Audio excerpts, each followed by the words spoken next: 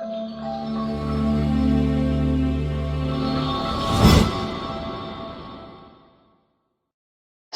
good morning everyone. Welcome to Exact IAS. Here I am Twinkle Kotwani with you all discussing today's newspaper. Without getting delay, let's get started. हमारी first news क्या कहती है? Climate deal a mere illusion says India. We all know 11th of November से लेके 22nd of November तक COP29 की meeting हो रही थी.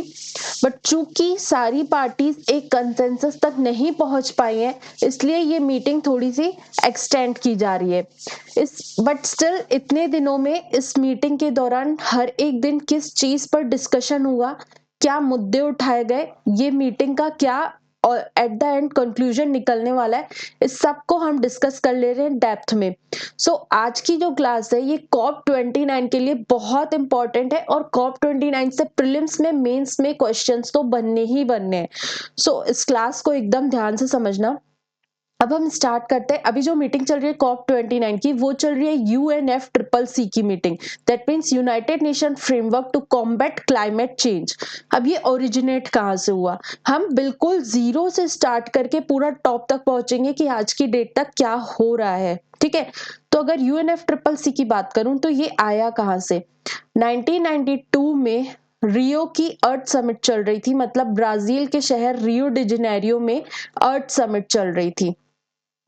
इस अर्थ समिट का जो मेन वो था, अर्थ समिट चल रही थी. अर्थ समिट किस ऑर्गेनाइजेशन की चल रही थी? तो ये है United Nations conference on environmental declaration, UNCED की अर्थ समिट चल रही थी. ठीक है, इसी दौरान कई सारी मल्टीपल ऑर्गेनाइजेशंस निकल कर आई, जिनमें से हमारे सामने आज की डेट के लिए जो हमें डिस्कशन करना चाहते हैं उसमें से एक है UNFCCC. UNFCCC का डिस्कशन हो गया 1992 में, बट ये इनफोर्स हुई या यूं कह लो लागू हुई 1994 से. डिक्लेरेशन हो गया था 1992 से और ये लागू हुई थी 1994 से. इंपॉर्टेंट थिंग, UNFCCC इसलिए इतनी ज्यादा इंपॉर्टेंट है क्योंकि इसकी मेंबरशिप ग्लोबल है. मतलब कि ग्लोबली जितनी इंपॉर्टेंट कंट्रीज है, जितनी मेजर कंट्रीज है, सब UNFCCC का पार्ट है. अब आखिर UNFCCC का ऑब्जेक्टिव क्या है, या यूं कह लो कि हमने UNFCCC क्यों बनाया? जो UNFCCC का आर्टिकल 2 है वही हमें बताता है कि इसका ऑब्जेक्टिव क्या है. That means to achieve stabilization of greenhouse gases concentration in the atmosphere at a level that world prevent dangerous anthropogenic interference with climate change. मतलब कि to achieve stabilization, एटमॉस्फेयर में स्टेबिलाईजेशन अचीव करना है of green house gas concentration. किन चीजों का? Green house gas concentration, green house gases concentration का इस लेवल तक, ताकि वो हमारे ह्यूमन हेल्थ के लिए, क्लाइमेट चेंज के लिए खतरनाक साबित ना हो. That world prevent dangerous anthropogenic interference with climate change. ये इसका मेन ऑब्जेक्टिव है. बेसिकली मेरा कहने का मतलब ये था कि इसका ऑब्जेक्टिव है ग्रीन हाउस गैसेस के कंसंट्रेशन को कम करना या इस लेवल तक लाना कि हम क्लाइमेट चेंज के इम्पैक्ट को ह्यूमंस के ऊपर कम कर सके या अंडर चेक रख सके. अब यहाँ पे जो ये पूरा UNFCCC है, ये ग्रीन हाउस गैसेस के आसपास ही घूमने वाला है. हम पहले समझ लेते हैं आखिर ग्रीन हाउस गैसेस होती क्या है. मेजरली लोग ग्रीन हाउस गैसेस को कंसीडर करते हैं टेम्परेचर राइज से, but that is not correct thing. Green house gases मतलब ऐसी गैसेस जो हीट ट्रैप करती हैं. मतलब कि ऐसी गैसेस एटमॉस्फेयर में प्रेजेंट रहती हैं जो सन से आने वाली रेडिएशंस को, रेस को अलाउ तो करती हैं एटमॉस्फेयर में एंटर करने के लिए, बट जो हमारी एटमॉस्फेयर में आ गई वो गैसेस, उनके एग्जिट को अलाउ नहीं करती हैं. मतलब कि जैसे सन कई सारी रेडिएशंस रेज निकालता है, तो अगर हमारे एटमॉस्फेयर में ऐसी गैसेस प्रेजेंट है, for example carbon dioxide, water vapour, point to be remembered, water vapour भी एक तरह की ग्रीन हाउस गैस है जो कि अर्थ में हीट को ट्रैप करती है। ये आने वाली रेडिएशंस के लिए, रेस के लिए तो ट्रांसपेरेंट रहती है, मतलब कि उन्हें हमारे एटमॉस्फेयर में एंटर करने देती है, बट इसे वापस से एग्जिट करने की परमिशन नहीं देती है, जिसकी वजह से हीट जो होती है हमारे एटमॉस्फेयर में ट्रैप हो जाती है, और eight the and green house gases का जो इफेक्ट है वो हमें देखने को मिलता है ग्लोबल टेम्परेचर राइज या ग्लोबल वार्मिंग। ये ग्लोबल वार्मिंग ही एक तरह से क्लाइमेट चेंज से डील आउट करता है, मतलब कि जहां पर हीट ट्रैप हुई, टेम्परेचर राइज हुआ, तो ये rise in average global temperature ही एक तरह से क्लाइमेट चेंज है। Rise in average global temperature, this is called global warming and this is what we have to deal in climate change. मतलब कि यही एक चीज है जिससे हमें डील करना है जब हम क्लाइमेट चेंज की बात करते हैं। सो हुआ क्या कि ग्लोबल टेम्परेचर राइज होने से ना जो एक्सट्रीम वेदर कंडीशंस है, फॉर एग्जाम्पल फ्लड हो गया, फॉर एग्जाम्पल वेव्स हो गई, जैसे कि हीट वेव हो गई, कोल्ड वेव हो गई, उनकी फ्रीक्वेंसी बढ़ने लगी। एक्सट्रीम वेदर कंडीशंस की फ्रीक्वेंसी हमारे अर्थ पर बढ़ने लगी। जैसे कि पहले जो लैंडस्लाइड है या जो अर्थक्वेक है, फ्लड लाइक सिचुएशंस है, फ्लड हो गया, एक्सट्रीम वेव्स हो गई, हीट वेव हो गई या कोल्ड वेव हो गई, या यूं कह लो कि कोई भी नेचुरल जो कैमिटी रहती है, इन वेदर कंडीशंस की जब फ्रीक्वेंसी बढ़ने लग गई, यही सारी चीजें हमें इम्पैक्ट दिखती है क्लाइमेट चेंज का। फॉर एग्जाम्पल ग्लेशियर्स का फटाफट मेल्ट होना, वेदर का अचानक से ट्रांसफर हो जाना, मतलब कि अभी तक दिवाली तक हम सब ने देखा जो हमारा वेदर है, जो हमारा मौसम है, वो इतना ज्यादा ठंड नहीं है, बट दिवाली के बाद अचानक से 15th ऑफ नवंबर के बाद एक्सट्रीम ठंड पड़ने लग गई। ये एक्सट्रीम वेदर कंडीशन को ही डील आउट करना है हमें क्लाइमेट चेंज के अंतर्गत। सो ये सारी चीजें क्लियर हो गई। पहली चीज क्या कि जो UNFCCC बना, उसका मेन मुद्दा था ग्रीन हाउस गैसेस को डील आउट करना। और ग्रीन हाउस गैसेस ही क्यों? क्योंकि ग्रीन हाउस गैसेस रिस्पॉन्सिबल है हमारे ग्लोबल वार्मिंग के लिए। ग्लोबल वार्मिंग का मतलब होता है राइज इन एवरेज टेम्परेचर, और उस टेम्परेचर राइज के कारण हम एक्सट्रीम वेदर कंडीशंस में चले जाते।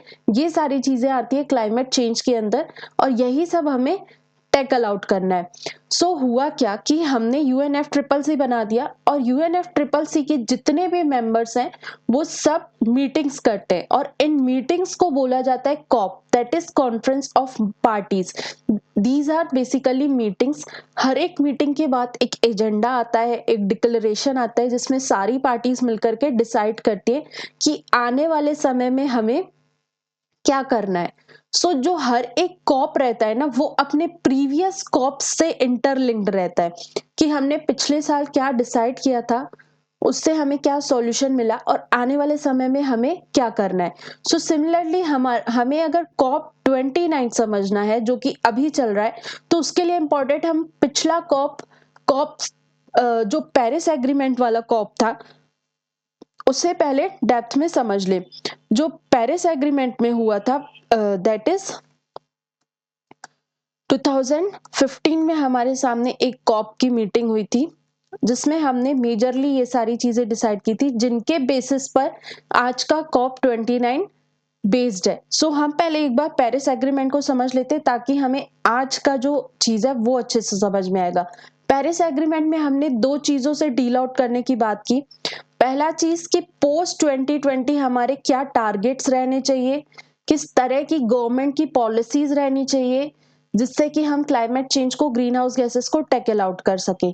और दूसरा चीज जिस पर ये बेस्ड था वो था क्लाइमेट फाइनेंस। मतलब कि आप पॉलिसीज तो बना रहे हो बट पैसे कहाँ से आएंगे, ये सारी चीजें पेरिस एग्रीमेंट से ही स्टार्ट हो गई थी। सो पोस्ट 2020 हमारे क्या टारगेट्स होने चाहिए, क्या हमें करना है, उसके लिए कुछ चीजें, फॉर एग्जाम्पल पहला हमने डिसाइड किया कॉमन गोल। कॉमन गोल मतलब कि हर एक कंट्री का एक गोल है कि हमें ग्लोबल एवरेज टेम्परेचर जो है वो 2 डिग्री सेल्सियस से ज्यादा राइज नहीं करना है। पेरिस एग्रीमेंट में हमने डिसाइड किया 2 डिग्री सेल्सियस से हमें ज्यादा राइज नहीं करना है ग्लोबल एवरेज टेम्परेचर, ठीक है। बट उसके बाद जब समय बीता तो जो हमारी आइलैंड कंट्रीज हैं, जो कोस्टल रीजन्स हैं, उन लोगों ने बताया कि ये जो 2 डिग्री सेल्सियस आपने सेट किया ये भी बहुत ज्यादा है। हम जब इतने को अचीव करने जा रहे हैं ना, स्टिल हमारा मेजर कंट्रीज डूब रही हैं। हमारे सामने लाइव एग्जांपल है इंडोनेशिया का। इंडोनेशिया ने रिसेंटली अपनी कैपिटल शिफ्ट की है। क्यों? क्योंकि उसकी कैपिटल सिटी तो सी लेवल के वाटर के राइज होने के कारण डूब रही थी।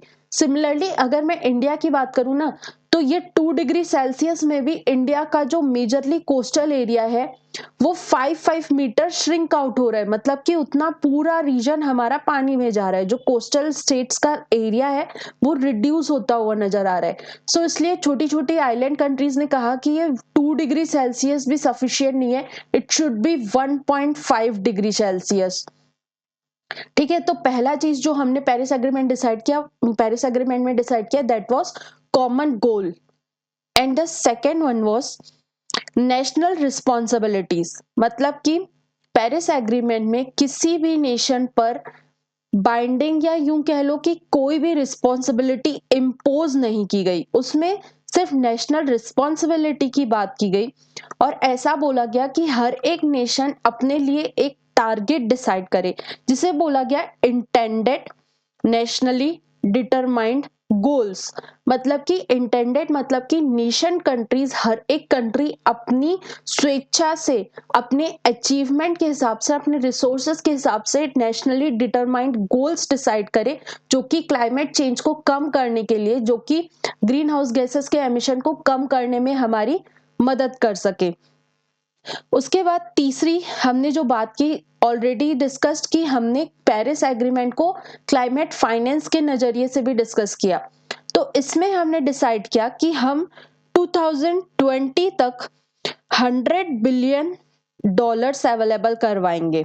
मतलब कि जो डेवलप्ड नेशंस हैं वो डेवलपिंग कंट्रीज को 2020 तक 100 बिलियन डॉलर्स प्रोवाइड करेंगी। बट बाद में इस टारगेट को आगे शिफ्ट कर दिया गया था। ये मेन है पेरिस एग्रीमेंट के बारे में। अब मैंने यहाँ पे एक इंपॉर्टेंट चीज डिस्कस की, that is national responsibilities, intended national determined goals. हर एक कंट्री, देखो पेरिस एग्रीमेंट के बाद सारी कंट्रीज वापस गई, सबने अपना अपना क्या किया, डिटरमाइंड गोल्स बताए। कुछ ने एकदम rampant hi fi goal set किए, कुछ ने अंडर रेट कर दिया गोल्स को। मतलब कि एक रियलिटी पर नहीं थी चीजें। सो उस रियलिटी चेक को अचीव करने के लिए इंट्रोड्यूस किया गया जीएसटी। अब इस जीएसटी को आप गुड्स एंड सर्विस टैक्स से बिल्कुल भी कंफ्यूज मत करिएगा, ये बिल्कुल अलग कॉन्सेप्ट है। That is global stock take. मतलब कि किस कंट्री ने अपने नेशनली डिटरमाइंड गोल्स में से कितना अचीव किया है और क्या उसके पास अचीव करने का पोटेंशियल है या नहीं, ये सारी चीजें चेक करने का काम था ग्लोबल स्टॉक टेक का। या यूं कह लो कि हम अपने नेशनली डिटरमाइंड गोल्स के इवेल्युएशन का काम जो कर रहे थे वो जीएसटी के थ्रू कर रहे थे। ठीक है, इसके अंतर्गत हमने बात किया, कभी भी क्लाइमेट चेंज के गोल को अगर हम इवेल्युएट करना चाहते हैं तो उसको 3 बेसिस पर इवेल्युएट किया जाता है। पहला मिटिगेशन, दूसरा एडेप्टेशन, तीसरा फाइनेंस। मिटिगेशन मतलब कि हमें ऐसे स्टेप्स उठाना या प्रॉब्लम को डायग्नोस करना और ऐसे स्टेप्स उठाना कि क्लाइमेट चेंज को कम किया जा सके, ग्रीन हाउस गैसेस के एमिशन को कम किया जा सके। दूसरा एडॉप्शन, ऐसी पॉलिसीज फॉर्म करना जिससे कि क्लाइमेट चेंज का एम्बिट या क्लाइमेट चेंज और ना बढ़े। तीसरा फाइनेंस, कि कहाँ से ये सारी चीजें आ रही है। इन बेसिस पर हम अपने गोल्स को चेक करने की बात कर रहे हैं, ठीक है। उसके बाद ये डिसाइड किया गया कि GST that means global stock take हर 5 साल में किया जाएगा। हर 5 इयर्स में हम हर एक कंट्री के गोल्स को इवेल्युएट करेंगे कि क्या उन्होंने सच में काम किया है, क्या उन्होंने अपनी कंट्रीज में एमिशन लेवल को कम किया है या नहीं। इसके लिए डिसाइड किया गया कि फर्स्ट जो जीएसटी होगा, ग्लोबल स्टॉक टेक होगा, वो COP 28 में होगा। अब यहां से आपको क्लियर हो गया होगा कि आखिर मैं इतना पहले पेरिस एग्रीमेंट में क्यों गई, क्योंकि जो जीएसटी को समझने के लिए हमें पेरिस एग्रीमेंट को समझना इंपॉर्टेंट था, हमें नेशनली डिटरमाइंड गोल्स को समझना इंपॉर्टेंट था। आपने नेशनली डिटरमाइंड गोल्स बनाए, उन गोल्स का इवेल्युएशन आप जीएसटी के थ्रू करोगे और जीएसटी का फर्स्ट एनालिसिस या फर्स्ट रिपोर्ट पेश की जाएगी COP 28 में। COP 28 मतलब कि जो पिछले साल COP अरेंज की गई थी। COP 28 में एक डिटेल्ड रिपोर्ट पेश की गई हर एक नेशन के द्वारा कि उन्होंने क्या क्या टारगेट्स अचीव किए, क्या क्या उन्होंने काम किया है। अब क्या आई, COP 29 आई। COP 29 आई जो कि बाकू में अजरबैजान में 2024 में कंडक्ट की जा रही है। इसी ये जो COP 29 है, ये COP 28 का ही कंटिन्यूएशन है। ये हमें बताएगा कि हमारे पास क्या प्रॉब्लम्स है जीएसटी के इवैल्यूएशन को लेकर के, कि हमें कहाँ पे फाइनेंस की कमी है, कहाँ पे पॉलिसीज की कमी है, कितना गवर्नमेंट इंटरवेंशन हमें जरूरी है, क्या पॉलिसीज बनानी चाहिए। इन सारी चीजों को लेकर के अभी का COP 29 जो है पूरा इसी 360 डिग्री में घूमता रहा। एक एक करके हम बात करते हैं। पहला चीज, टेक्नोलॉजी ट्रांसफर, मतलब कि जो भी मेंबर कंट्रीज है, मैंने जैसे कि बताया कि आप किसी भी गोल को किस बेसिस पर जज करते हो, mitigate, adapt and finance. Finance में सिर्फ पैसा ट्रांसफर नहीं होता है, फाइनेंस का मतलब होता है कि जो कंट्रीज किसी तरह की अगर टेक्नोलॉजी बना रही हैं जिससे कि ग्रीन हाउस गैसेस को कम किया जा सकता है, उस टेक्नोलॉजी ट्रांसफर पर भी बात की जाए, पहला चीज। दूसरा, फाइनेंसेस ऑलरेडी डिस्कस्ड कि 100 बिलियंस हमें लाने हैं। And the third one is road map, मतलब कि हमारे पास बड़े प्लान्स होने चाहिए कि आने वाले 10 साल में, 15 साल में हम किस तरह से अपनी पॉलिसीज बनाएंगे जिससे कि एमिशन लेवल को कम किया जा सके। ये 3-4 मुद्दे मैं बता रही हूँ, इन 3-4 मुद्दों पर COP की मीटिंग्स जो थी वो डिस्कशंस कर रही थी। अब सबसे इंपॉर्टेंट बात फाइनेंस की कर रही हूं मैं, ठीक है। पहला चीज जो था टेक्नोलॉजी ट्रांसफर, तो वो मैंने बता दिया। अब फाइनेंस की बात कर रहे हैं। जो ये हमारा COP 29 अटका हुआ है ना, कि आखिर इसके डिक्लेरेशन हमारे सामने क्यों नहीं आ रहे हैं, दैट इज फाइनेंस। फाइनेंस में क्या बात किया गया, पहली चीज जो डिसाइड की गई कि जो हमने पेरिस एग्रीमेंट में $100 बिलियन का पैकेज कहा था, वो हम जल्द से जल्द क्लियर करने की बात करेंगे। पहली चीज ये डिस्कशन की गई। एंड द सेकेंड थिंग जो मेजर डिस्कस किया गया वो ये कहा गया कि आफ्टर 2025 हमारी पॉलिसीज कैसी होनी चाहिए, हमारे पास कहाँ से फाइनेंस आना चाहिए, कितना आना चाहिए और किस जगह हमें उसे स्पेंड करना है। इसके लिए हमारे सामने निकल कर आया new negotiations to achieve collective goals, negotiations to achieve collective qualified goals, जिसे बोला गया NCQG। अब मेन जो मीटिंग अटक रही है वो यहीं पर अटक रही है। डेवलपिंग नेशंस कह रही हैं कि हमें अप्रॉक्स $1.3 ट्रिलियन की जरूरत है ताकि हम क्लाइमेट चेंज को एडेप्ट कर पाए, ताकि हम क्लाइमेट चेंज को मिटिगेट कर पाए। बट जो डेवलप्ड नेशंस है जिनका मेन काम है कंट्रीब्यूशन करना, वो कह रही हैं कि हम 2035 तक सिर्फ 50 to 60 बिलियन ही प्रोवाइड कर पाएंगे। यहाँ पर कंट्रीज नेगोशिएट नहीं कर पा रही हैं या नए कलेक्टिव गोल्स को नहीं डिसाइड कर पा रही हैं, इसलिए COP 29 की जो मीटिंग है वो एक्सटेंड होती चली जा रही है। हो सकता है कि हमें COP 29 पर हमें ये फिगर्स ना एग्जैक्ट मिल पाए कि कितने ट्रिलियन डॉलर्स या कितने बिलियंस डॉलर्स पर नेगोशिएशन हुआ है कंट्रीज पर। अब मेन मुद्दा ये आता है कि आखिर पहले भी तो बात हुई ना 100 बिलियन डॉलर्स की, तो उस पे कैसे कंसेंसस पहुंच गया और अब क्या प्रॉब्लम आ रही है कि कंसेंसस पर नहीं पहुंच पा रहे हैं। तो उसके पीछे रीजन ये है कि जो 100 बिलियन डॉलर्स था ये इम्पोज्ड वैल्यू थी, मतलब कि कंट्रीज को डेवलप्ड नेशन से पूछा नहीं गया था कि क्या आप इतना कंट्रीब्यूट कर पाओगे या नहीं, ये अमाउंट उन पर इम्पोज कर दिया गया था। बट अभी की जो चीजें चल रही है, फाइनेंस डिसाइड करने की की जा रही है, ये इम्पोज नहीं हो रहा है, ये नेगोशिएट किया जा रहा है डेवलप्ड और डेवलपिंग नेशंस के बीच में कि आखिर आप कितना कंट्रीब्यूट कर पाओगे। और जो बात की गई वो बात की गई लॉस एंड डैमेज फंड के बारे में। लॉस एंड डैमेज फंड ये आज का कॉन्सेप्ट नहीं है, ये पहले ही हमने बना दिया था। इवन अभी कुछ दिन पहले न्यूज़पेपर्स में लॉस एंड डैमेज फंड के बारे में कॉन्सेप्ट भी आया था वायनाड लैंडस्लाइड्स को लेकर के।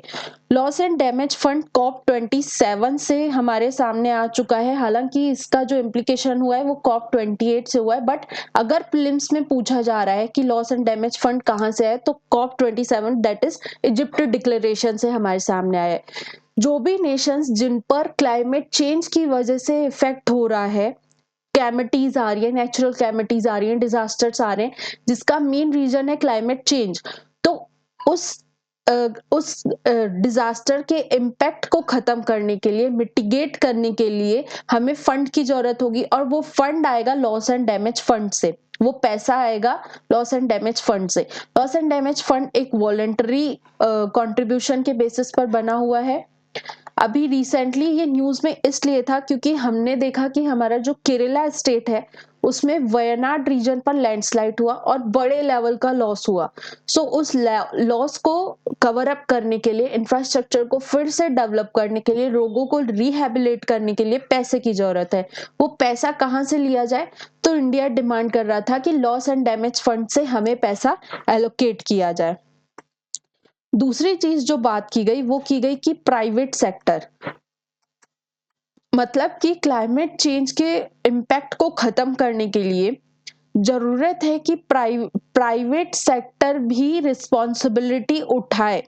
कहीं ना कहीं जो इन्वायरमेंट को प्रोटेक्ट करना, कंजर्व करने की रिस्पॉन्सिबिलिटी सिर्फ गवर्नमेंट की नहीं है, प्राइवेट इंडिविजुअल्स का भी इन्वॉल्वमेंट उतना ही जरूरी है। इसलिए हम बीच में कई सारे कलेक्टिव रिस्पॉन्सिबिलिटी जैसी चीजें, कंज्यूमर्स के द्वारा जो प्लास्टिक प्रोड्यूस किया जाता है, जो कंपनी उसे मैन्युफैक्चर करती है, उस मैन्युफैक्चरिंग कंपनी का रोल रहता है कि वो उस प्लास्टिक को डिकम्पोज करने में मदद करे। इस तरीके के प्रोविजंस हम सामने लेकर आ रहे थे ताकि हम प्राइवेट सेक्टर को भी उस चीज के लिए लायबल बनाए और उनके ऊपर कुछ रिस्पॉन्सिबिलिटीज दे क्लाइमेट चेंज के इम्पैक्ट को खत्म करने के लिए। और बात की गई कि जो आपने नेशनली डिटरमाइंड गोल्स बनाए हैं उन्हें अपडेट करने की जरूरत है। जो मैंने पेरिस एग्रीमेंट के समय बताया था, indented nationally determined goals, so update the nationally determined goals, मतलब कि अब जो है 2015 के कंपैरिजन में अब का क्लाइमेट बहुत बदल चुका है, बहुत तेजी से ग्लेशियर्स मेल्ट हो रहे हैं, हमें सी लेवल राइज होता हुआ नजर आ रहा है। सो जरूरत है कि हम और स्ट्रिक्ट पॉलिसीज के साथ आगे आए ताकि हम अपने टारगेट्स को, जो हमारा पेरिस एग्रीमेंट का टारगेट है 1.5 डिग्री सेल्सियस या 2 डिग्री सेल्सियस से ज्यादा नहीं बढ़ाना है ग्लोबल टेम्परेचर को, उसे अचीव किया जा सके। और सबसे इंपॉर्टेंट जो बात की गई इसमें वो reducing methane from organic waste declaration, मतलब कि एक पिछला कॉप था जिसमें हमने मीथेन के एमिशन को कम करने की बात की थी। मीथेन भी एक तरह की ग्रीन हाउस गैस है। सो बात की गई थी कि हमें मीथेन के एमिशन को भी कम करना है। हालांकि इंडिया इसका सिग्नेटरी नहीं है क्योंकि मेजर जो मीथेन हमारे इंडिया में प्रोड्यूस होता है वो एग्रीकल्चरल फील्ड्स से प्रोड्यूस होता है। एंड वी ऑल नो हमारी इकोनॉमी का 46% पॉपुलेशन जो है वो एग्रीकल्चरल एक्टिविटी में इन्वॉल्व है। सो अगर आप ऐसे मीथेन रिडक्शन के टारगेट्स को बाइंडिंगली साइन कर लोगे तो ये एक तरह से हमारे लिए घातक साबित हो सकता है, हार्मफुल साबित हो सकता है। सो इसलिए बात की गई COP29 में कि मीथेन के रिडक्शन को सेक्टोरल टारगेट्स डिसाइड किए जाए, मतलब कि सेक्टर वाइज किस सेक्टर से कितना एमिशन हो रहा है उस हिसाब से उसको कम करने की बात की जाए। ठीक है, ये सारी चीजें थी जो COP29 में हमारे सामने आई और कुछ एक दो पॉइंट्स इनिशिएटिव लाए गए जो प्रीलिम्स पॉइंट ऑफ व्यू से हमारे लिए बहुत इंपॉर्टेंट है। तो उन दो इनिशिएटिव्स को डिस्कस करते हैं हम। Baku Harmoniya climate initiative for farmers. We all know जो अभी की मीटिंग चल रही है वो बाकू में चल रही है, इसलिए इस इनिशिएटिव का नाम ही रखा गया Baku Harmoniya climate initiative for farmers. ये जो इनिशिएटिव था वो मेजरली फार्मर्स के लिए लाया गया था। ये आइडिया जो है ये फाओ का है, that is food and agriculture organization ने इस चीज को इंट्रोड्यूस किया था। इसके अंतर्गत बताया गया कि जो फार्मर्स हैं वो क्लाइमेट रेजिलिएंट सिस्टम की तरफ शिफ्ट हों, मतलब कि किस तरह से वो ग्लोबल लेवल पर क्लाइमेट रेजिलिएंट क्रॉप का सिस्टम इंट्रोड्यूस किया जाए, उसके लिए ये इनिशिएटिव लॉन्च किया गया, पहला इनिशिएटिव। दूसरा जो इनिशिएटिव लॉन्च किया गया वो था fossil fuel non proliferation treaty, that is fossil fuels non proliferation treaty. हम सब जानते हैं कहीं ना कहीं फॉसिल फ्यूल्स का भी कंट्रीब्यूशन बहुत अधिक है। जब हम फॉसिल फ्यूल्स को बर्न आउट करते हैं तब एक सर्टेन लेवल के ग्रीन हाउस गैसेस हमारे सामने आती हैं। सो बात की जा रही है कि फॉसिल फ्यूल्स के प्रोडक्शन को ही रोका जाए, नॉन प्रोलिफरेट किया जाए, उसका कहीं से भी प्रोडक्शन ही ना हो, पहली चीज। दूसरा चीज जो बात किया गया वो कहा गया कि फेज वे पर आप इसे फेज आउट करो, मतलब कि आप एक साथ फॉसल्स पर बैन नहीं लगाओ। ऐसा पॉसिबल नहीं है कि आज की डेट में आपने बोल दिया आज से कोल बर्निंग बंद। अरे भाई, जो कंट्रीज के पास ऑलरेडी रिजर्व्स रखा हुआ है निकला हुआ, फिर वो कहाँ जाएगा?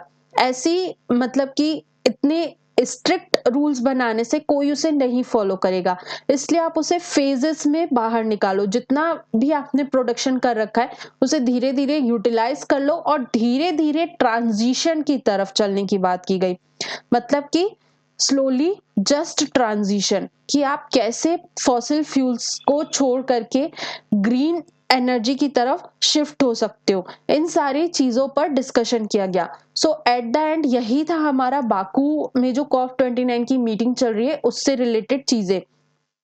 एक बार मैं रिवाइज कर दे रही हूँ। UNFCCC की COP29 की मीटिंग चल रही है बाकू में, जिसके रिगार्डिंग अलग अलग मुद्दों पर डिस्कशन किया गया। ये पूरा जो COP29 था ये बेस्ड था GST पर, that is global stock take, मतलब कि जो भी कंट्रीज ने पेरिस एग्रीमेंट के टाइम पर नेशनली डिटरमाइंड गोल्स डिसाइड किए थे कि हम अपने एंड से ये गोल सेट कर रहे हैं, हम अपने कंट्री में आने वाले समय में इस लेवल तक एमिशन को कम करेंगे, पॉल्यूटेंट्स को कर्ब आउट करेंगे, उन सबको इवेल्युएट करने का एक मेथड था GST। और COP28 में उस GST की रिपोर्ट पब्लिश की गई थी, रिपोर्ट सामने रखी गई थी। इसलिए COP29 में उन्हीं रिपोर्ट के ड्रॉबैक्स को कि कंट्रीज क्या क्या चीजों से सफर कर रही हैं उस चीज को टैकल आउट करने के लिए COP29 उसी मुद्दों के आसपास घूमता रहा। सो पहली चीज, सबसे इंपॉर्टेंट चीज जो थी वो थी फाइनेंस, कि कंट्रीज पॉलिसीज तो बना चुकी हैं बट उनके पास फाइनेंस नहीं है, पैसा नहीं है। COP15 के समय में डिसाइड किया गया था कि $100 बिलियन डेवलप्ड नेशंस के द्वारा प्रोवाइड किए जाएंगे। इसलिए अब 2025 के बाद हमारे पास कहां से पैसा आएगा, कितना किस कंट्री को देना है, ये सारी चीजें डिसाइड करने के लिए न्यू डेवलपमेंट क्वालिफाइड गोल्स बनाए गए। इस गोल्स के अंतर्गत अभी तक कोई भी एग्जैक्ट अमाउंट नहीं बताया गया कि कितना कंट्रीब्यूट किया जाएगा और किस लेवल से उसको डिस्ट्रीब्यूट किया जाएगा।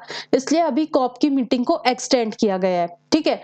और बात किया गया लॉस एंड डैमेज फंड को किस तरह से ऑपरेशनलाइज किया जाए, किस तरह से उसे यूटिलाइज किया जाए। बात किया गया प्राइवेट सेक्टर की रिस्पॉन्सिबिलिटी बढ़ाना जरूरी है, नेशनली डिटरमाइंड गोल्स को अपडेट करना जरूरी है, मीथेन के एमिशन को कम करना जरूरी है। और 2 इनिशिएटिव्स लॉन्च किए गए, that is Baku Harmoniya Climate initiative for Farmers, जिसमें कि ग्लोबल लेवल पर हम क्लाइमेट रेजिलिएंट सिस्टम की तरफ एग्रीकल्चर के सेक्टर में बढ़ने की बात कर रहे हैं। दूसरा fossil fuels non proliferation treaty, जिसमें हम फॉसिल फ्यूल्स के कंजप्शन को, प्रोडक्शन को और किस तरह से फॉसिल फ्यूल्स को फेज आउट करना है और हमें ट्रांजिशन की तरफ चलना है, इन सारे मुद्दों पर डिस्कशन किया गया। ये था हमारा फर्स्ट टॉपिक क्लाइमेट डील से रिलेटेड। इस एडिटोरियल में जितना लिखा है इससे अधिक ही मैंने आपको बता दिया है। आगे बढ़ते हैं। Viksit Bharat dialogue will be held in January to connect youth to politics PM. Recently Mann Ki Baat में हमारे जो प्राइम मिनिस्टर नरेंद्र मोदी जी हैं, उन्होंने बताया कि जनवरी के मंथ में 11th and 12th of January को विकसित भारत का डायलॉग डिस्कस किया जाएगा। मतलब कि जितने भी यूथ हैं इंडिया में, हमारे इंडिया में करोड़ ऑफ यूथ्स हैं जो कि पॉलिटिकल बैकग्राउंड के नहीं है। सो विकसित भारत डायलॉग में इन सारे यूथ्स को, हर एक जिले से, हर एक ब्लॉक से यूथ्स को इनवाइट किया जाएगा कि आप विकसित भारत डायलॉग को अटेंड करो और इसमें उन्हें नई नई चीजें बताने की बात की जाएगी, ठीक है। इसमें मतलब कि एक तरह से यूथ को कनेक्ट करके उनको एक प्लेटफॉर्म देने की बात की जा रही है। Next one is India's urban infrastructure financing needs and reality. इस एडिटोरियल में डिस्कस किया गया है इंडिया के अर्बन इंफ्रास्ट्रक्चर के बारे में। वी ऑल नो अभी एक बड़े लेवल पर अर्बनाइजेशन चल रहा है। डिस्कस करते हैं इस चीज को डेप्थ में थोड़ा सा। मतलब कि अभी रिसेंटली बताया जा रहा है कि आने वाले 30 साल, दैट मीन्स 3 डिकेड्स में हमारी जो अर्बन पॉपुलेशन है वो बहुत ज्यादा बढ़ने वाली है, जस्ट डबल होने वाली है। मतलब कि अभी जैसे अर्बन पॉपुलेशन 400 मिलियंस है, तो आने वाले 30 सालों में ये जस्ट डबल हो जाएगी 800 मिलियंस की। बट अब क्वेश्चन अराइज हो रहा है कि क्या हमारे पास उस लेवल का इंफ्रास्ट्रक्चर, उस लेवल की फैसिलिटीज, उस तरह की चीजें हैं कि हम जस्ट डबल पॉपुलेशन को टैकल आउट कर सके? The answer is no. Recently World Bank ने अपनी रिपोर्ट में बताया था कि अगर हमें इतने बड़े लेवल की पॉपुलेशन को हैंडल करना है, मैनेज करना है, एडमिनिस्टर करना है, तो हमें अप्रॉक्स 70 लाख करोड़ की जरूरत है। 2036 तक अर्बन एरियाज में इतना पैसा खर्च होना चाहिए, तब जाके आप 800 मिलियन पॉपुलेशंस को हैंडल कर पाओगे। बट अगर रियलिटी देखी जाए तो रियलिटी बिल्कुल अलग है। मतलब कि सिर्फ 1.3 lakh crore rupees annually spend किए जा रहे हैं आज की डेट में। ये बहुत कम अमाउंट है इस रिक्वायर्ड अमाउंट को फुलफिल करने के लिए। सो अब होता क्या है कि आपने बता दिया कि इतनी पॉपुलेशन डबल होगी, इतने की रिक्वायरमेंट है, कुछ इश्यूज होते हैं कि आखिर ये सब प्रॉब्लम्स आ कहां से रही हैं, क्यों हमारे पास फाइनेंस की कमी है, क्यों हम अर्बन इंफ्रास्ट्रक्चर अभी तक भी इतना अच्छा डेवलप नहीं कर पाए हैं, क्यों दिल्ली जैसी कैपिटल जैसे रीजन में स्लम एरियाज इतने ज्यादा हैं और मेजर पॉपुलेशन उन स्लम एरियाज में रह रही है जिनके पास ना हेल्थ फैसिलिटीज है, ना एजुकेशन, ना सेफ्टी, ना सिक्योरिटी, ना किसी एक्सट्रीम वेदर कंडीशन से लड़ने की ताकत या इंफ्रास्ट्रक्चर। तो उसके पीछे सबसे बड़ा रीजन है फाइनेंस। अर्बन म्युनिसिपल बॉडीज के पास पैसा ही नहीं है कि वो इंफ्रास्ट्रक्चर डेवलप कर सके। अब पैसा क्यों नहीं है, उसके भी कुछ इश्यूज है। पहला चीज कि म्युनिसिपल फाइनेंस, मतलब कि जो म्युनिसिपल पार्टीज के पास पैसा है ना, वो सिर्फ और सिर्फ जीडीपी का 1% है, बहुत कम। आप इतने पैसे से इतनी बड़ी पॉपुलेशन को हैंडल नहीं कर सकते हो। Second thing, collection in efficiency. या तो म्युनिसिपल बॉडीज के पास पावर नहीं है कि वो पैसा मतलब कि लोगों पर टैक्स इम्पोज नहीं कर सकती है, कहीं ना कहीं वो इनएफिशिएंट है पैसा कलेक्ट करने के लिए, फाइनेंस कलेक्ट करने के लिए। Third thing is cost recovery for services, मतलब कि जो भी सर्विसेज म्युनिसिपल बॉडी प्रोवाइड करती है उसमें से उसकी कॉस्ट तक वो रिकवर नहीं कर पाती है। अगर आप कोई चीज सर्विस प्रोवाइड करते हो, कोई फैसिलिटी प्रोवाइड करते हो, तो ऑब्वियस ही बात है आप उस पर कुछ अमाउंट चार्ज करते हो ताकि वो फैसिलिटी चलती रहे और नए फैसिलिटीज प्रोवाइड करने के लिए आपके पास पैसा आ सके। बट अगर एट द एंड आप ऑब्जर्व करो ना, तो सिर्फ सर्विस प्रोवाइड करने का 20 से 50% ही म्युनिसिपल बॉडीज जो है वो कॉस्ट को रिकवर कर पाती हैं। And the fourth one is 15th finance commission ने बताई थी ये बात, या उसकी रिपोर्ट के हिसाब से बोला जाता है कि जो पैसा म्युनिसिपल बॉडीज को प्रोवाइड किया जाता है उसमें से 23% जो है पैसा वो अनस्पेंड है, मतलब कि 23% of total revenue remains unspent. Municipal body उसे खर्च करने के ही मूड पर नहीं रहती है, पैसा थोड़ा सा बचता भी है बट उसे आप खर्च ही नहीं कर रहे हो। Fifth one is public private partnership की कमी देखने को मिल रही है, कहीं ना कहीं सोलली रिस्पॉन्सिबिलिटी गवर्नमेंट की मानी जा रही है कि इंफ्रास्ट्रक्चर को डेवलप करना गवर्नमेंट का ही सिर्फ काम है, बट ऐसा नहीं होता है। आज की डेट में हर एक गवर्नमेंट का, हम एक साइड बात कर रहे हैं कि गवर्नमेंट का काम है गवर्नेंस करना, एडमिनिस्ट्रेशन करना, इंफ्रास्ट्रक्चर बनाना, डेवलपमेंट देखना और नए नए चीजों को एक्सप्लोर करना। ये सारा काम में प्राइवेट एंटरप्रेन्योर्स को भी गवर्नमेंट का साथ देना चाहिए, पैसा इन्वेस्ट करना चाहिए ताकि गवर्नमेंट को फाइनेंस मिल पाए और गवर्नमेंट इस काम को अंजाम दे पाए। बट ये सारे तो हो गए इश्यूज, अब हमारे पास सॉल्यूशंस भी तो होने चाहिए ना। हमने प्रॉब्लम्स तो देख ली कि फाइनेंस की कमी क्यों है, सो सॉल्यूशंस जो है वो दो पार्ट्स में डिवाइड होते हैं, एक long term solution and medium term solution. पहले हम बात करते हैं लॉन्ग टर्म सॉल्यूशन की। लॉन्ग टर्म सॉल्यूशन में सबसे इंपॉर्टेंट है स्ट्रक्चरल रिफॉर्म्स, मतलब कि जिस स्ट्रक्चर पर म्युनिसिपल बॉडीज काम कर रही हैं उन सबको रिफॉर्म करने की बात है। पहली चीज, जो ये लोकल बॉडीज है इन सब के फाइनेंस को मैनेज करने का काम किसका है? स्टेट फाइनेंस कमीशन का।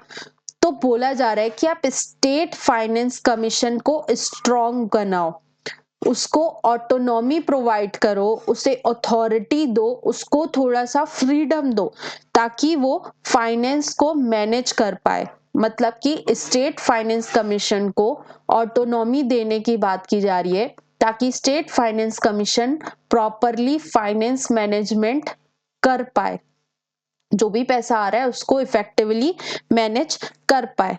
दूसरी बात की जा रही है लॉन्ग टर्म में कि आप म्युनिसिपल गवर्नमेंट्स को एम्पावर करो, मतलब कि उन्हें टैक्स इम्पोज करने की परमिशन दो कि किस लेवल का म्युनिसिपल गवर्नमेंट टैक्स लगा सकती हैं, कितना अमाउंट लगा सकती हैं। मेन देखो होता क्या है कि जो फाइनेंस कमीशन है सेंट्रल लेवल की, वो कुछ पैसा एलोकेट कर देती है म्युनिसिपल बॉडीज को, अर्बन लोकल गवर्नमेंट्स को।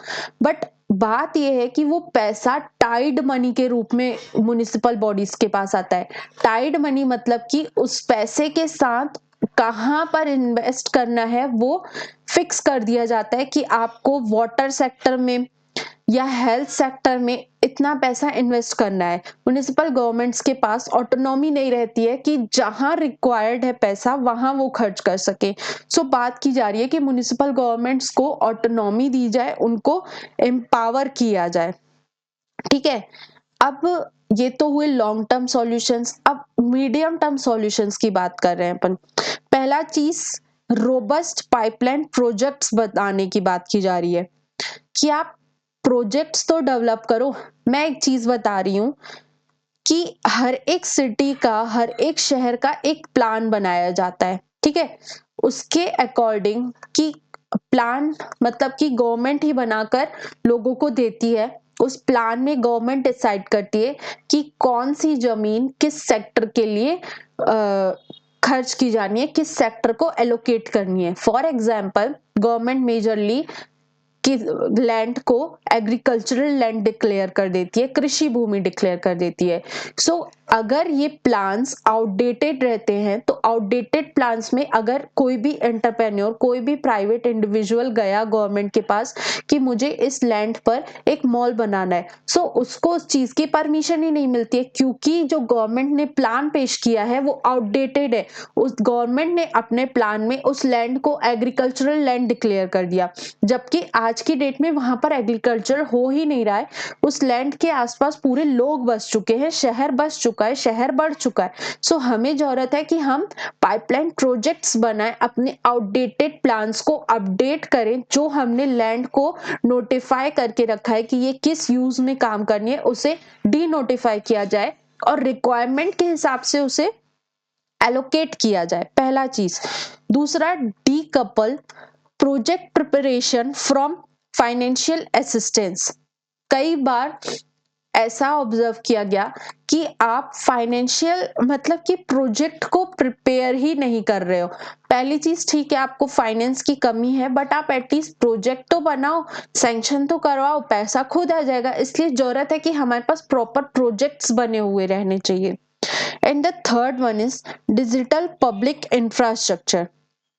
मतलब कि जो भी हम अर्बन एरियाज में पब्लिक इंफ्रास्ट्रक्चर डेवलप कर रहे हैं, फॉर एग्जांपल ट्रांसपोर्ट का सेक्टर हमने बनाया है, तो ट्रांसपोर्ट की चीजों को ऑपरेशन करने के लिए, उसको मैनेज करने के लिए हमें पूरा डेटा डिजिटलाइज कर देना चाहिए। मतलब कि जो भी अर्बन इंफ्रास्ट्रक्चर है उसका डिजिटलाइजेशन करना चाहिए, क्योंकि डिजिटलाइजेशन के बाद उस चीज का, उस सेक्टर का ऑपरेशन करना और भी इजी हो सकता है। अगर आप प्रोजेक्ट्स बनाओगे, अगर आप चीजों को इतना ट्रांसपेरेंटली वे में बढ़ाओगे, तो ऑब्वियस सी बात है आपके पास at the end private investment भी बढ़ जाएगा, जिससे कि आपको फाइनेंस मिल जाएगा। फाइनेंस मिलने से आपका इंफ्रास्ट्रक्चर बन जाएगा, इंफ्रास्ट्रक्चर से प्राइवेट इंडिविजुअल्स को प्रॉफिट होगा, प्रॉफिट होने से वो और मोटिवेट होंगे और फाइनेंस इन्वेस्ट करेंगे, पैसा इन्वेस्ट करेंगे, और एट द एंड ये साइकिल चलती ही रहेगी और आपका इंफ्रास्ट्रक्चर बनकर तैयार। सो ये पूरा चीजें डिस्कस की गई हैं इस एडिटोरियल में। आगे बढ़ते हैं। 3 सॉल्यूशंस फॉर क्लीन एयर। हमने दिल्ली के मुद्दे को बहुत डेप्थ में कई बार डिस्कस किया हुआ है, ठीक है। सो हमने अभी तक क्या किया था, मेजरली प्रॉब्लम्स को बहुत डेप्थ में डिस्कस किया था, एक भी बार अभी उसके सॉल्यूशन पर हमने डिस्कशन नहीं किया है। सो आज हम उसके सॉल्यूशन की बात करेंगे कि अगर हमें इस चीज को सॉर्ट आउट करना है तो हमारे पास क्या सॉल्यूशन है। पहला चीज जो इस एडिटोरियल में बताई गई वो ये बताई गई, यूनिवर्सिटी ऑफ शिकागो ने ये क्लेम किया है कि जो दिल्ली का पॉल्यूशन हो रहा है वो इस लेवल का हो रहा है, ह्यूमन हेल्थ को इस हद तक इम्पैक्ट कर रहा है कि वहां के लोगों की एवरेज लाइफ एक्सपेक्टेंसी 11.9 ईयर से कम हो रही है। जो एक एवरेज पर्सन सपोज 70 साल जीने वाला था, उसकी उम्र कम होकर के 59 तक पहुंच जा रही है। सो ये चीज बहुत गलत है, मतलब कि पॉल्यूशन का इफेक्ट ह्यूमन लाइफ पर बहुत सीवियर पड़ रहा है, इसकी वजह से बहुत प्रॉब्लम्स हो रही हैं। बट मैंने इसकी प्रॉब्लम रीजन्स, जियोग्राफिकली चीजें, या विंटर का अराइवल या क्रॉप्स, ये सारी चीजें बहुत बार डिस्कस कर ली है। अब इस चीज को ठीक करने के लिए हमें सॉल्यूशन की बात की गई है इस एडिटोरियल में। पहला चीज बताया गया है कि दिल्ली में जो प्रॉब्लम है उस चीज को डायग्नोस करना, क्रेडिबल डायग्नोसिस ऑफ प्रॉब्लम, कि आखिर पॉल्यूशन हो क्यों रहा है, उसके पीछे कितने रीजंस रिस्पॉन्सिबल है, और उन रिस्पॉन्सिबल रीजंस का कंट्रीब्यूशन क्या है। मतलब कि अगर आप बात कर रहे हो व्हीकुलर एमिशन से पॉल्यूशन हो रहा है कितने परसेंट, स्टबल बर्निंग से कितने परसेंट, अगर पॉल्यूटेंट्स प्रेजेंट है P2.5 PM10 प्रेजेंट है तो वो कहाँ से आ रहा है एटमॉस्फेयर में, ये सारी चीजों को डायग्नोस करना। दूसरा चीज, appropriate policies and products introduce करना। मतलब कि सिर्फ आप ऑन पेपर या लोगों को लुभाने के लिए पॉलिसीज मत बनाओ कि हम इस दिन ये व्हीकल चला रहे हैं, हमने रेड लाइट पर इंजन्स बंद करवा दिए। ये सारी चीजें मत करो जिससे कि हमें कुछ इफेक्ट ही नहीं नजर आ रहा है। आप एग्जैक्ट अप्रोप्रिएट पॉलिसीज बनाओ जिसकी डिमांड है। देन इंट्रोड्यूस इनोवेटिव टेक्नोलॉजीज, ऐसी टेक्नोलॉजीज लेकर आओ जिससे हमें चीजें सुधरती हुई नजर आए, जो एट द एंड हमें दिखे कि इससे काम हो रहा है।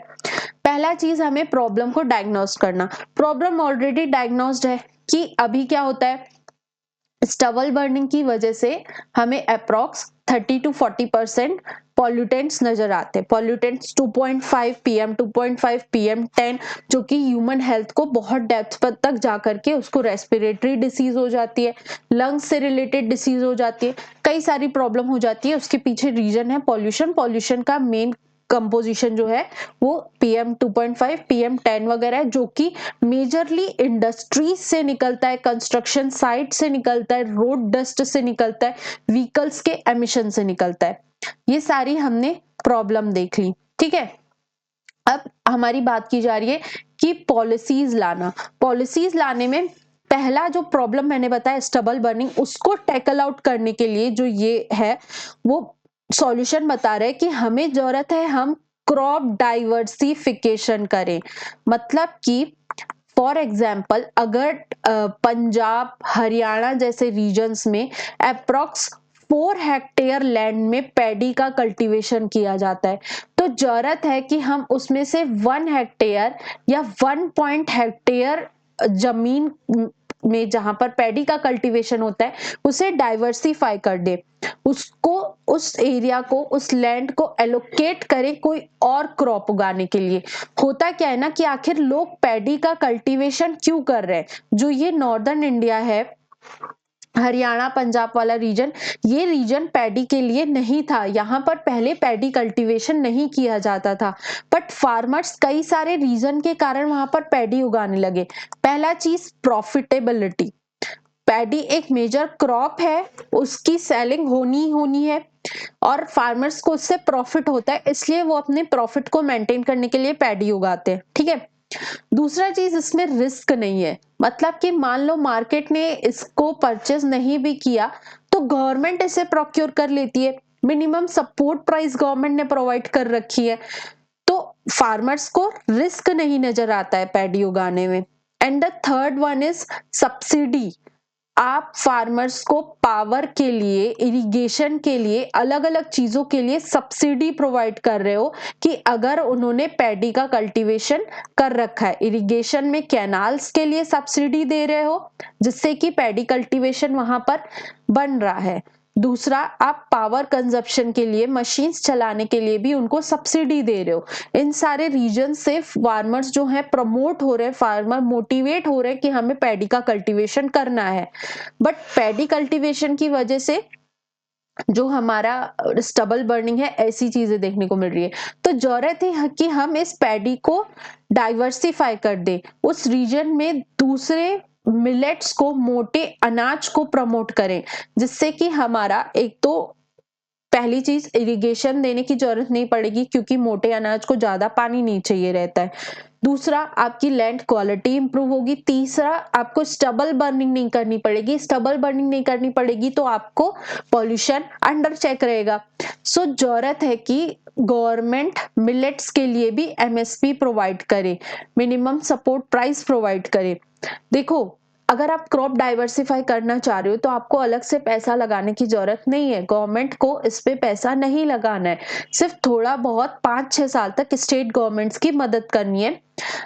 इस साइड पैडी के लिए तो आप ऑलरेडी कैनाल्स और पावर्स के लिए सब्सिडी दे रहे हो ना, इससे अच्छा आप यहाँ पर MSP प्रोवाइड करो जिससे फार्मर्स मोटिवेट हो मिलेट्स जैसी क्रॉप्स को लगाने के लिए। पहला सॉल्यूशन, ठीक है। दूसरा सॉल्यूशन जो बात किया गया है इसमें, वो ये बोला गया कि आप EV पॉलिसी लेकर के आओ।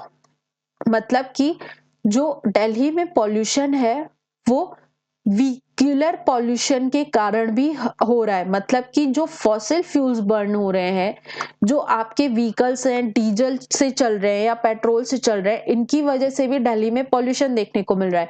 सो आप ईवी पॉलिसी लेकर आओ, मतलब कि इलेक्ट्रॉनिक व्हीकल्स को प्रमोट करो, आप प्रॉपर टारगेट रखो। और देखो हुआ क्या, आपने इलेक्ट्रॉनिक व्हीकल्स तो बना दिए, बैटरी से चलने वाली गाड़ियां बना दी, बट उनका इंफ्रास्ट्रक्चर उतना स्ट्रेंथन नहीं किया आपने। इसलिए आप हर एक बिल्डिंग के नीचे ऐसा इंफ्रास्ट्रक्चर प्रोवाइड करो कि लोग अपनी ई व्हीकल्स को रिचार्ज कर पाए, चार्ज कर पाए। अगर ई व्हीकल्स का चार्जिंग इंफ्रास्ट्रक्चर अच्छा बन जाएगा तो लोग ऑलरेडी इस तरफ शिफ्ट होने लगेंगे। तीसरा सॉल्यूशन जो बताया गया वो बताया गया टेक्नोलॉजीज का। इनोवेटिव टेक्नोलॉजीज लाओ, जैसे कि जो स्क्वायर्स हैं, जो बहुत ही ज्यादा पॉल्यूटेड, जो बहुत ही ज्यादा पॉपुलेशन वाले रीजन्स हैं, वहां पर आप वैक्यूम क्लीनर्स या स्मोक टावर्स जैसी चीजें लगाओ, जो कि पॉल्यूटेड एयर को अपने आप फिल्टर करते रहे। फिल्टर प्लांट्स लगाओ। इन सारी चीजों के बारे में बताया गया है इस एडिटोरियल में। So next one is treaty to tackle plastic pollution. मतलब कि प्लास्टिक पॉल्यूशन को टैकल आउट करने के लिए बात की जा रही है। देखो प्लास्टिक पॉल्यूशन क्या होता है, हम सब जानते हैं। इंडिया हो गया या ग्लोबल लेवल की कंट्रीज हो गई, उन्होंने प्लास्टिक का यूज इतना बढ़ा दिया है कि जो अब वर्ल्ड है वो बिना प्लास्टिक को यूज किए रह नहीं पा रहा है। पहला चीज। दूसरा, हमारे सामने प्लास्टिक को लेकर के प्रॉब्लम क्यों आ रही है, इसके पीछे ये है कि इसको डिकम्पोज होने में 20 से 500 साल तक का टाइम लग जाता है। मतलब कि 500 साल तक अगर प्लास्टिक कहीं रखा है तो वो वैसा का वैसा ही रखा रह जाएगा, वो डिकम्पोज नहीं हो पाएगा। प्लास्टिक के कारण हमारी सॉइल डिग्रेड हो रही है, हमारा एनवायरनमेंट इम्पैक्ट हो रहा है। साथ के साथ इन सारी चीजों से कई बार क्या होता है कि पॉल्यूटेंट्स बढ़ने लगते हैं, और पॉल्यूटेंट्स हमारी फूड सिस्टम में आ जाते हैं, and eight the and human health impact होने लगती है। सो इसी रिगार्डिंग यूएनईपी की मीटिंग चल रही है, जो कि प्लास्टिक पॉल्यूशन को खत्म करने की बात कर रही है। बट अगेन वही प्रॉब्लम आ रही है कि कंट्रीज दो ग्रुप्स में डिवाइड हो गई हैं। कुछ कंट्रीज चाहती हैं कि प्लास्टिक पॉल्यूशन को कंप्लीटली बैन कर दिया जाए, बट कुछ कंट्रीज चाहती हैं कि इसको फेज मैनर में इंटेलिजेंटली फेज आउट किया जाए। अगर आप इस तरह से, इंडिया भी इस चीज को सपोर्ट कर रहा है कि हम अचानक से इस तरह से प्लास्टिक बैन को नहीं इम्पोज कर सकते हैं। रिसेंटली इंडिया ने सिंगल यूज प्लास्टिक के बैन को प्रमोट किया है, और अब इंडिया में सिंगल यूज प्लास्टिक चलता भी नहीं है। इस तरह से फेज आउट वे में टैकल आउट करने की बात की जा रही है। Next one is ASEAN defence ministers meeting plus.